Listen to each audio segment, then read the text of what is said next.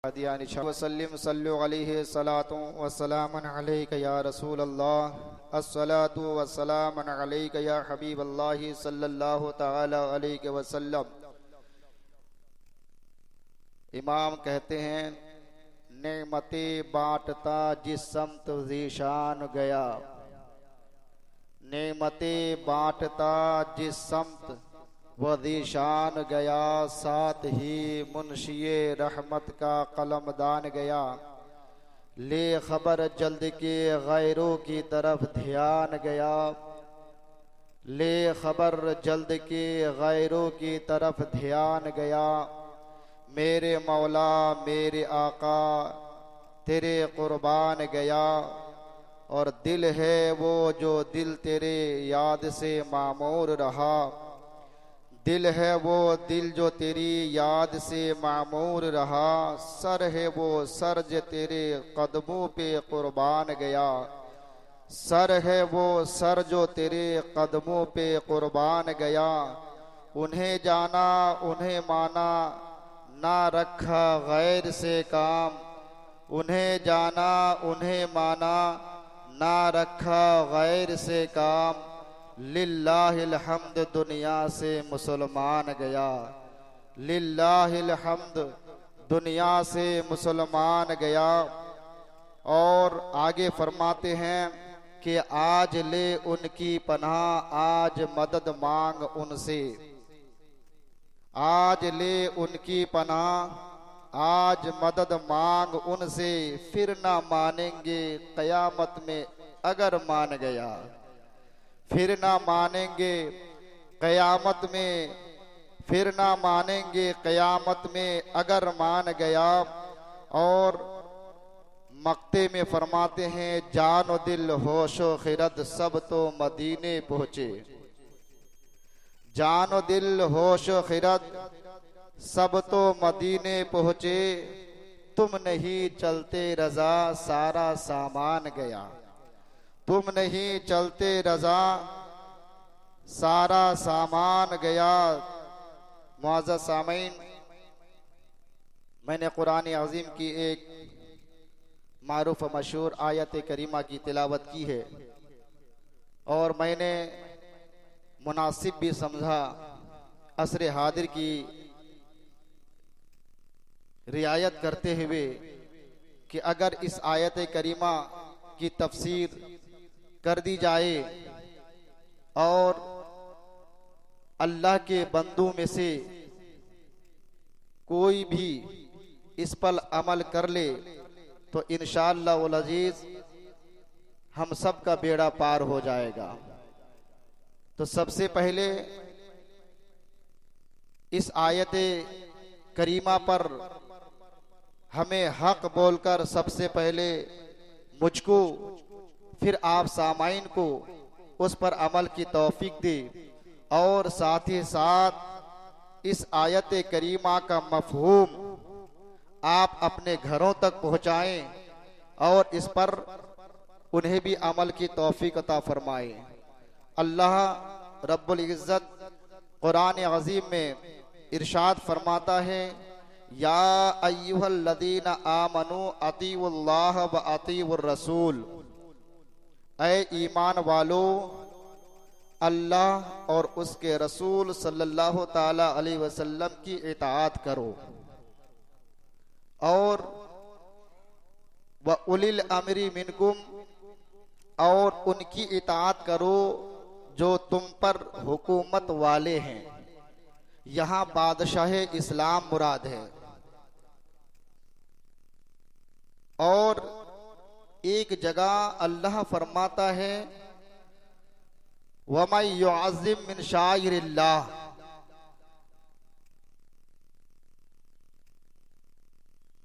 के जिसने अल्लाह की आयतों की, अल्लाह की निशानियों की ताज़ीम की, तो ये भी दिलों के परहेजगारी में से है। माहसल इसका यह है कि इस्लाम के अंदर अदब का एक बहुत ही बड़ा मकाम, एक दर्जा है कि आज उम्मत मुस्लिमा जिससे नाआशना है, अदब से आज गुलामान मुस्तफ़ा कोसों दूर हैं और इसकी ज़रूरत है।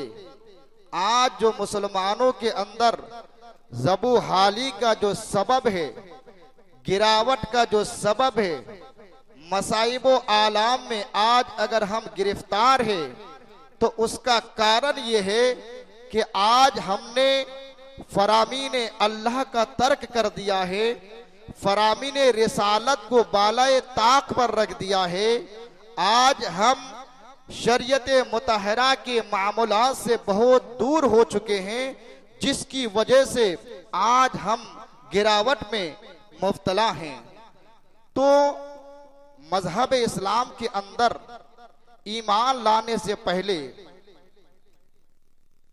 ईमान लाने से पहले हमने कुछ भी किया है उसका एतबार नहीं है। लेकिन जब आपने अल्लाह और उसके रसूल सल्लल्लाहु ताला अलैहि वसल्लम का कलमा शरीफ पढ़कर मजहब इस्लाम के अंदर आप दाखिल हो गए, सिद्क दिल से अल्लाह को मान लिया, रसूल कायनात सल्लल्लाहु ताला अलैहि वसल्लम को तस्लीम कर लिया कि आखिरी नबी खातिमुल अंबिया है, इसके बाद कोई दूसरा नबी नहीं आएगा, तो हर चीज का अदब और एहतराम, चाहे वो अल्लाह की निशानियों के शक्ल में, हम पर लाजिम और कंपलसरी है। आज अदब का इतना बड़ा मकाम है, इतना बड़ा मकाम है कि नमाज जो आज पढ़ी जाती है, अल्लाह के हुजूर जब हम अपने माथे को टेकते हैं तो ये भी अदब का ही तरीका है, अदब हमें सिखाता है। रोजा ये भी हमें अदब सिखाता है, ज़कात का अदा करना ये भी हमें अदब सिखाता है, हज करना ये भी हमें अदब सिखाता है। गोया के जितने भी अरकानात है, आमाल है, इन सारे आमाल का दारोमदार अगर कोई है तो वो अदब है, अदब। एक सहाबी रसूल नबी पाक सल्लल्लाहु ताला अलैहि वसल्लम के बारगाह अक़दस में हाजिर होकर अर्ज की कि आका, आपके नजदीक, आप सल्लल्लाहु अलैहि वसल्लम के नजदीक अदब का क्या मकाम है, अदब की क्या हैसियत है, अदब का क्या दर्जा है। मेरे नबी ने फरमाया अल इस्लाम कुल्लुहु अदबुन, कि इस्लाम मुकम्मल अदब का नाम है, इस्लाम मुकम्मल अदब का नाम है। तो हर चीज का एक अदब इस्लाम सिखाता है, लेकिन तमाम चीजों का अदब और एहतराम उसके मुनासिब से की जाए, जिसका जो दर्जा है उसको वही तक महदूद रखा जाए। कहीं ऐसा ना हो कि जैसा कि हम अहले सुन्नत वल जमात का अकीदा है, जो हमारे इमाम ने बताया कि अल्लाह इस कायनात के अंदर सबसे बड़ा है, अल्लाह के बाद अगर कोई जात बड़ी है तो वो मुस्तफ़ा जाने रहमत सल्लल्लाहु अलैहि वसल्लम की जात है।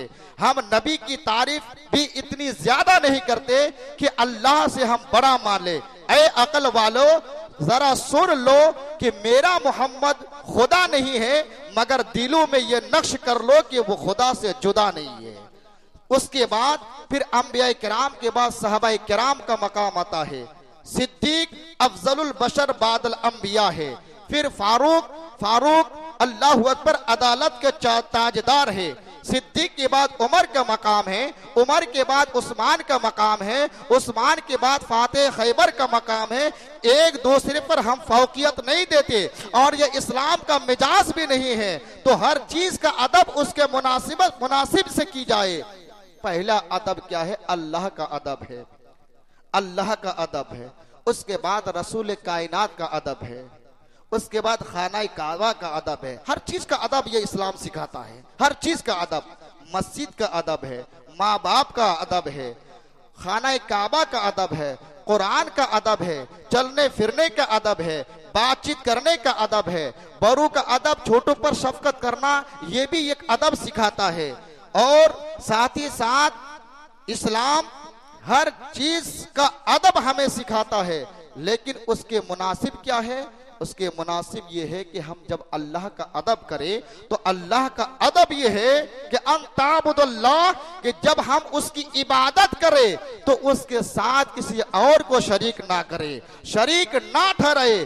उस वक्त उस हैयत में आप जब हो, नमाज की हालत में जब हो, तो सिर्फ और सिर्फ तसव्वुर अल्लाह का हो और उसके रसूल का हो, गैरुल्लाह का तसव्वुर उसमें ना हो, और उसके फरमान को हम बजा लाए। फिर एक है नबी पाक सल्लल्लाहु अलैहि वसल्लम का अदब।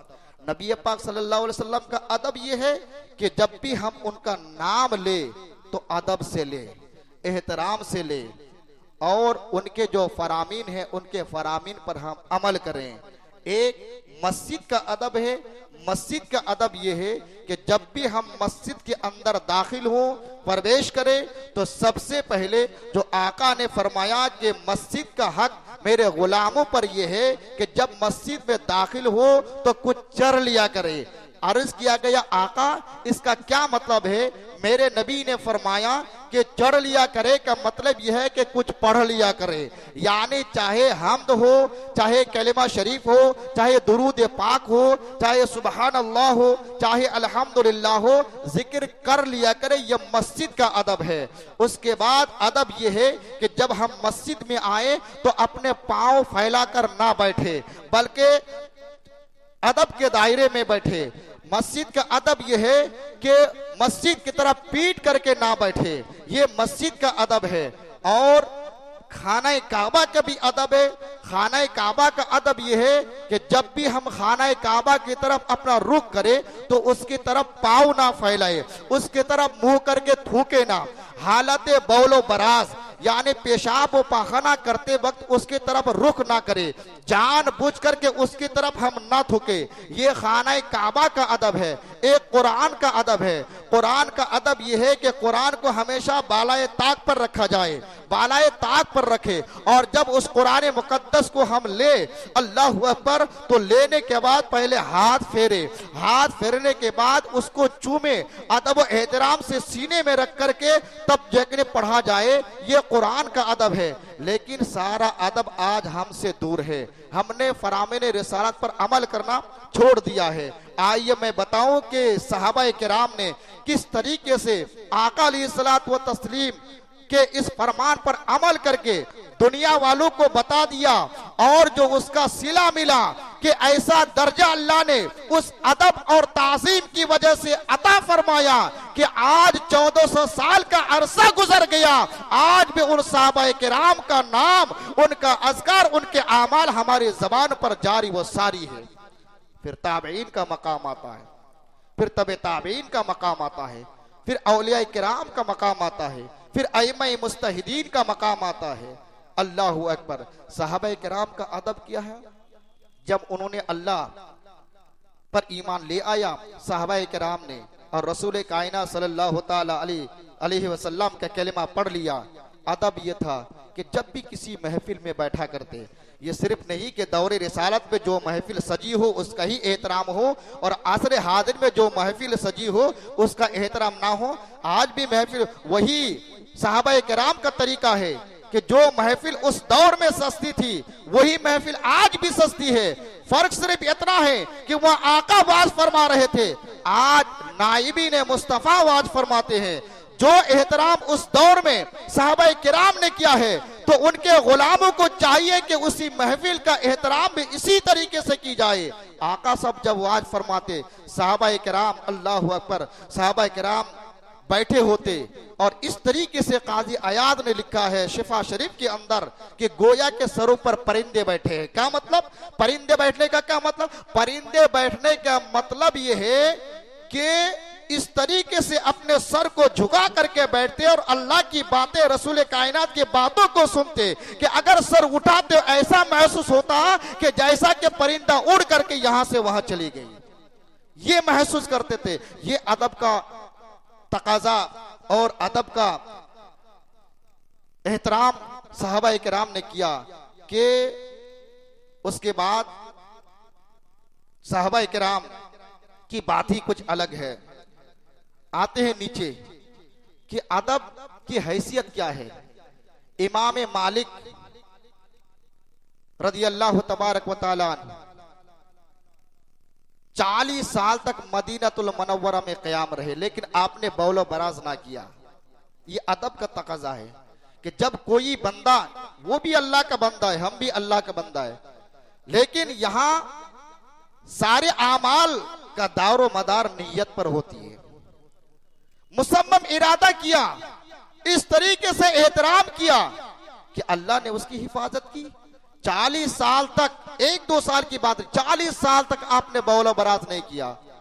जब भी एहसास होता और दूर चले जाते, अबू दाऊद शरीफ के अंदर लिखा है, दूर चले जाते और इरादा करते कि यहां अपनी हाजत पूरी की जाए, फौरन ये तसव्वुर दिमाग में आता, कहीं ऐसा तो नहीं कि मदीने के ताजदाद का गुजर इस रास्ते से हुआ हो, कदमे नाज को इस जमीन ने छुआ हो, तो मैं कैसे उस जमीन पर अपनी हाजत को पूरी कर सकता हूं, ये तसव्वुर करके खड़े हो जाते और शहरे मदीना को छोड़कर किसी और जाना गवारा भी नहीं करते, ये सोच करके कि अल्लाह अगर मेरी मौत हो तो मदीनतुल मुनव्वरा के अंदर हो, कहीं ऐसा ना हो कि शहर छोड़ करके कहीं और चला जाओ और मौत का फरिश्ता आकर मेरे जिस्म से रूह का ताल्लुक जुदा कर दे तो मेरी मौत कहीं और ना हो जाए, ये सोच करके मदीने के बाहर भी आप नहीं जाते।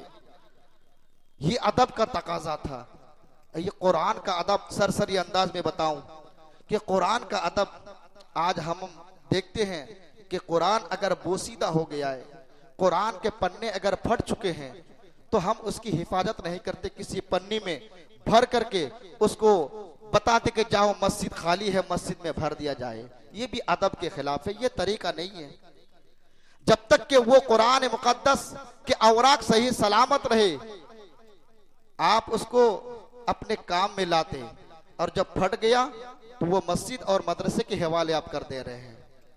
ये अदब का तकाजा नहीं है। ये इस्लाम इस चीज का हमें दर्श नहीं देता। अदब ये है कि अगर बोसीदा हो जाए या फट जाए, पढ़ने के अगर काबिल नहीं है तो जुज़दान के अंदर किसी पन्नी के अंदर डाल करके कपड़ा लपेट करके मुकद्दस जगह कब्रिस्तानों में ले जाकर उसे दफन कर दिया जाए। ये अदब का तरीका है।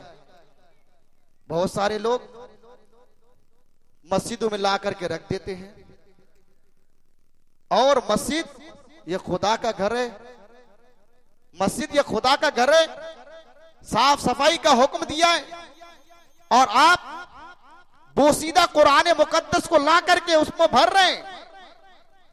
इस्लाम इस चीज का मिजाज नहीं देता, ये तरीका नहीं है। बल्कि कुरान मुकद्दस इस रूए जमीन पर अगर किसी का मकाम है तो वो कुरान मुकद्दस का है। हमारे बुजुर्गों ने किस तरीके से अदब को अपनाया, बताया जाता है कि बनी इसराइल में एक शख्स था, बड़ा पापी, बड़ा गुनहगार था। कोई ऐसा काम उसने न किया था जो अच्छा हो, जो नेक अमल हो, लेकिन होता क्या है, उसने जब उसकी मौत हुई तो पूरे मोहल्ले के लोगों ने मिलकर के ये पापी समझ करके उस लाश को कूड़े खाने में फेंक दिया। ऐसी जगह फेंक दी जहां जेब नहीं था, फेंक दिया। उसके बाद फिर होता क्या है, गांव वाले आ गए। इतने में अल्लाह ने वही भेजी कलीमुल्लाह पर, मेरे कलीम एक मेरा महबूब बंदा है जो गांव वालों ने मिलकर के उसकी लाश को कूड़े खाना में फेंक दिया है, जाओ और जा करके उसको उठा करके ले आओ, गुस्ल दिलाओ और कपड़े पहनाओ और उस पर नमाजें पढ़ो।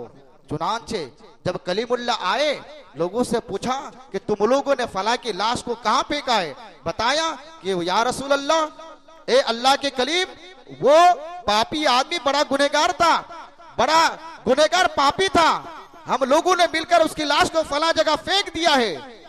चुनांचे अल्लाह की बारगाह में अर्ज किया, अल्लाह, ये बनी इसराइल, ये लोग तो कह रहे कि बड़ा खताकार, बड़ा गुनहगार था, उसकी सजा तो यही होनी चाहिए।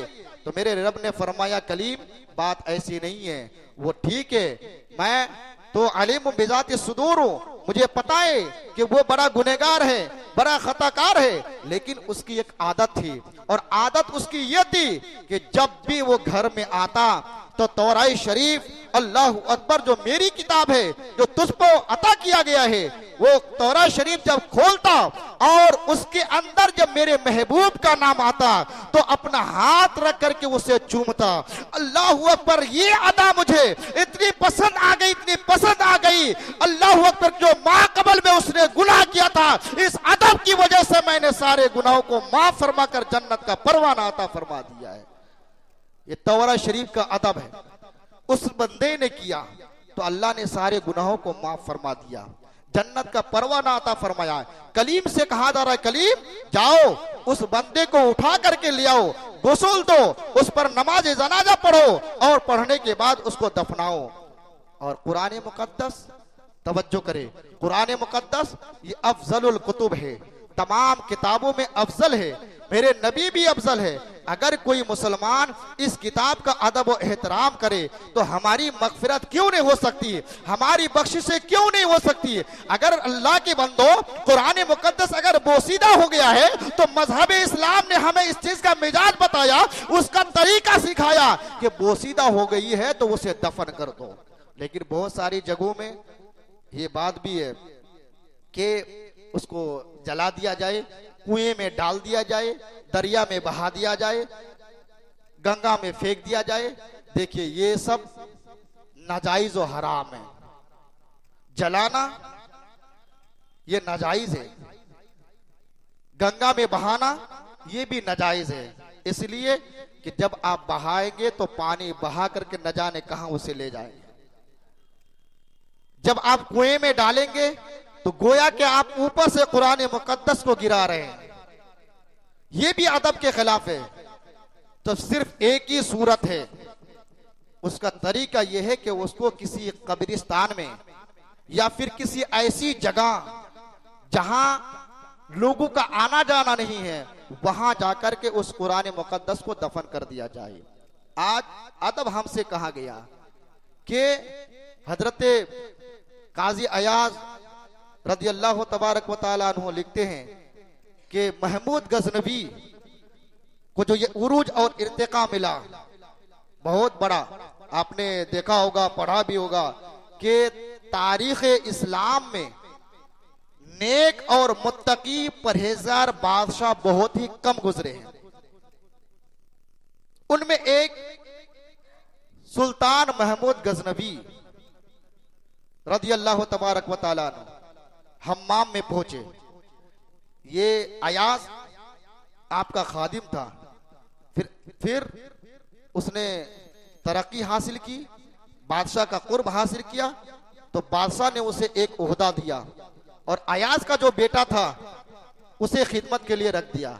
जब बादशाह हम्माम पहुंचे, गुस्ल की हाजत हुई, आपने गुस्ल किया, फरागत गुस्ल के बाद जब तौलिया देखा कि तौलिया गायब है यहां से, तो गुस्से में कहा, अयाज के बेटे तुम्हें पता नहीं कि गुस्ल करने के बाद पूछा जाता तौलिया रखा जाता है, तुमने तौलिया लाना भूल गया।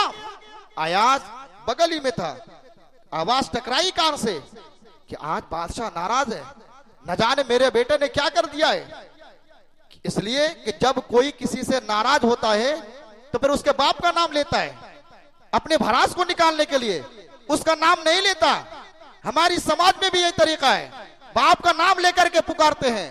तो आज बादशाह ने उसके बाप का नाम लिया, बेटे का नाम नहीं लिया, न जाने क्या हुआ। फिर कुछ देर के बाद जब बादशाह का मिजाज, हजरत सुल्तान महमूद गजनवी रज़ी अल्लाह तबारक व तआला अन्हु का मिजाज ठंडा हुआ, तो अदब के साथ हाजिर हुए, अर्ज की हुजूर एक बात पूछूं? कहा पूछो। कि आज मेरे बेटे ने क्या कर दिया है कि आज आपने मेरे बेटे का नाम नहीं लिया, मेरे बेटे का आज आपने नाम नहीं लिया, आज आपने उसके अब्बा का नाम काजी अयाज लिखते हैं कि अयाज का नाम लिया, बेटे का नाम ले लिया। बादशाह ने जवाब दिया, नहीं, मैं तुम्हारे बेटे से नाराज नहीं हूं, बात दरअसल यह है कि जिस वक्त मुझे जरूरत थी उस वक्त मैं बेवजू था मोहब्बत से। सुभान अल्लाह। अयाज, तुमने अपने बेटे का नाम मोहम्मद रखा है, मोहम्मद, तुम्हारे बेटे का नाम बाज में है। पहले मेरे आका का नाम, मदीने के ताजदार का नाम मोहम्मद है, और नाम मोहम्मद मैं बेवजू नहीं लेता। जिस वक्त अल्लाह अकबर मैंने तुम्हारे बेटे को तुम्हारे नाम से पुकारा था, उस वक्त मैं बेवजू था। बेवजू मैं नाम मोहम्मद को कैसे लेता, मुझे गवारा नहीं, ये अदब के खिलाफ है। इसीलिए बेवजू मैं नाम मोहम्मद नहीं लेता। अल्लाह अकबर, इस अदब की वजह से अल्लाह तबारक व तआला ने उसे ऐसा मकाम अता फरमाया, ऐसा उरूज और इर्तिका अता फरमाया कि एक अरसा गुजर गया। हर आलिम दीन जब मिंबर पर खड़े होकर के बयान करते हैं, अदब के सिलसिले में अदब के मुतालिक बयान करते हैं, तो सुल्तान महमूद गजनवी का नाम जरूर आता है। आज हम हमारा हाल देखें कि निकाह के कार्ड वगैरह में, इश्तिहार वगैरह में लिखा रहता है, कार्ड में लिखते हैं। हमें भी सोचना चाहिए कि अन निकाहु मिन सुन्नती फमन रगिब अन सुन्नती। एक तरफ लिखा रहता या अल्लाह और दूसरी तरफ लिखा रहता या मोहम्मद सल्लल्लाहु अलैहि वसल्लम। ये चीजें जायज है? मैं आपसे पूछता हूं, ये चीजें जायज है? तवज्जो करने की जरूरत है क्या? अगर बेगैर अल्लाह रसूल के नाम या आयत कुरान या हदीस से मुबारक के लिखे हुए अगर किसी मुसलमान को अपने बेटे के वलीमे की शक्ल में, शादी के शक्ल में दावत दी जाए, तो क्या वो दावत को कबूल नहीं करेंगे?